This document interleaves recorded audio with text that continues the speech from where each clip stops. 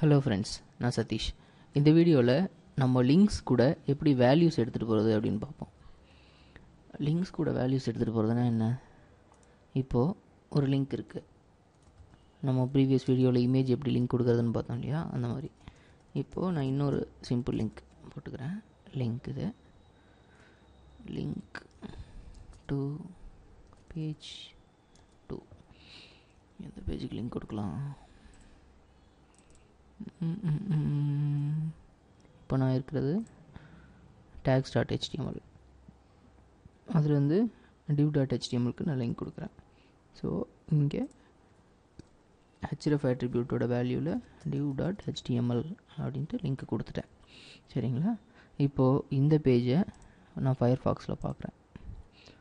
Launch இன் Firefox. இந்த link தான் நம்ம இப்போ ஆட் பண்ணியிருக்கோம் இல்லைங்களா? இது வந்து div.htmlக்கு போகுது. பேக் கொடுத்துட்டேன். div.html என்ன பேஜ் இருந்தாலும் அந்த பேஜ் இங்கே லோட் ஆகிடும். சரிங்களா?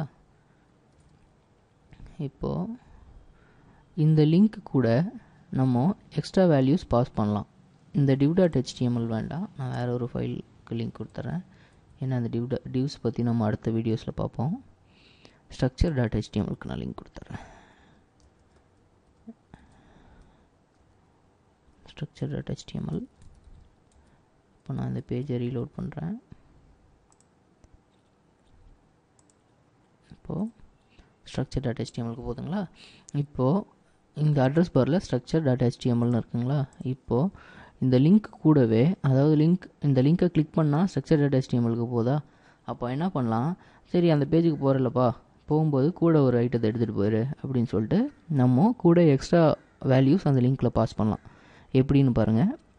இந்த லிங்க் முடியும் போது ஒரு கொஸ்டின் மார்க் போட்டு என்ன வேல்யூ பாஸ் பண்ணோம்? கேட்டகரி.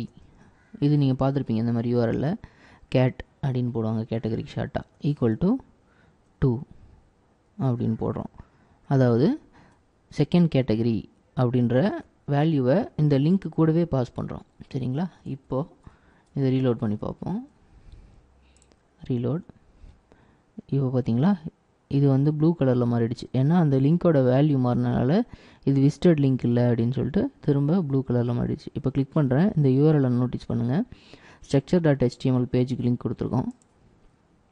structure.html கூடவே இந்த question mark category equal to 2 அப்படின்றதும் அந்த யூஆர்எல்ல டிஸ்பிளே ஆகுது இல்லைங்களா? ஸோ நம்ம இந்த பேஜிலேருந்து அந்த பேஜுக்கு அனுப்புவது மட்டும் இல்லாமல் கூட இந்த பேஜிலேருந்து கேட்டகரி 2 அப்படின்ற வேல்யூவை யூஆர்எல் மூலமாக அனுப்புகிறோம். ஓகேங்களா? இது புரியலன்னா நீங்கள் ரொம்ப ஸ்ட்ரெயின் பண்ணிக்காதீங்க, நமக்கு பின்னாடி புரிஞ்சிடும் கண்டிப்பாக. இதை வந்து நம்ம HTML அதிகமாக யூஸ் பண்ண மாட்டோம். ப்ரோக்ராமிங் லாங்குவேஜஸ், JavaScript, PHP அந்த மாதிரி இதில் யூஸ் பண்ணுவோம். சரிங்களா?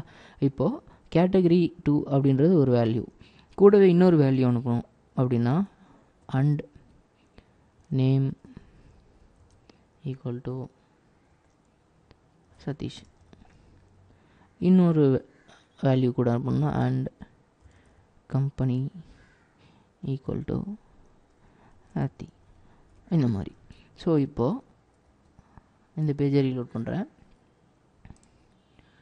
இப்போது கிளிக் பண்ணி அந்த பேஜுக்கு போனீங்கன்னா யூஆர்எல்ல நீங்கள் என்னென்ன வேல்யூ பாஸ் பண்ணீங்களோ, category 2, name Sathish, company Aathi, இதெல்லாமே வந்துடும்.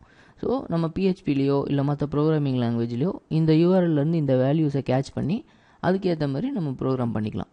இப்போது நீங்கள் HTMLல இந்த யூஆர்எல் மூலமாக ஒரு பேஜ்லேருந்து இன்னொரு பேஜுக்கு அனுப்புறது மட்டும் இல்லாமல் கூடவே சில வேல்யூஸ் அட்டாச் பண்ணி அனுப்பலாம் அப்படின்றத மட்டும் ஞாபகம் வச்சுக்கோங்க. இந்த வீடியோ பிடிச்சிருந்தா ரேட் பண்ணுங்கள், கமெண்ட் பண்ணுங்கள், சப்ஸ்கிரைப் பண்ணுங்கள்.